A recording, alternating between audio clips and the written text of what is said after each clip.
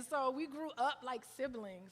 And it's so great, extended family for Black people historically and even now, we still see those people as like intricate part of our families, and we need y'all grandparents. Extra special place for them. And I'll just add one thing, right? And I'm actually going to change this word because Lamar got me thinking about dynastic wealth, right, and not just generational wealth, right?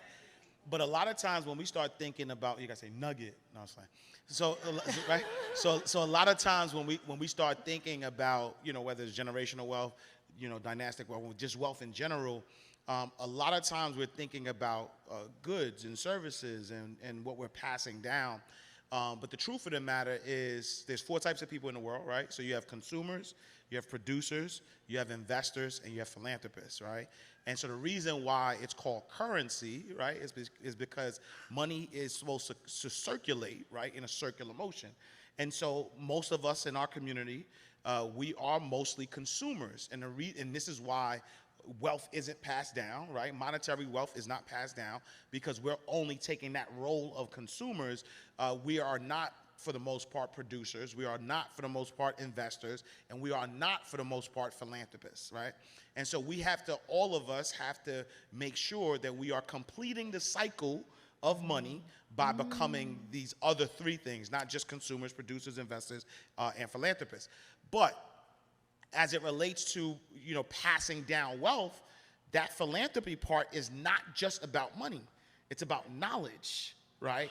It's about also passing down the knowledge. Why? Because if anybody who has ever made a lot of money understands that there is a cycle of money, right? Meaning that there's going to be some ups, there's going to be some downs, right? And you have to always, you just never know where you're gonna fall in this cycle, which is why you have to, you know, always make sure you're investing in yourself, you're understanding, you know, where things are going. But the one thing, right? Knowledge is the one thing you can give away without losing any. You gotta say nugget. I'm just like, right? And so when you think about giving back, when you think about the community, when you think about education, all of that unifies us because the more we can educate each other, educate our community, that education is part of that wealth that needs to be passed down in order for us to continue to thrive, you know, as a collective unit.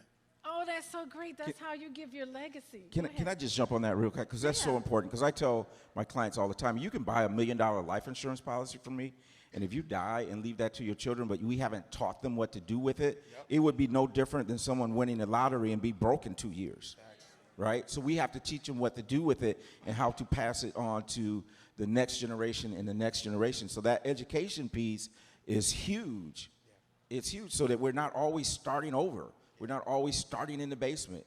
And so we can put the plans together, but we gotta teach that next generation what to do with it. You know what? I like this. So I'm gonna continue this going.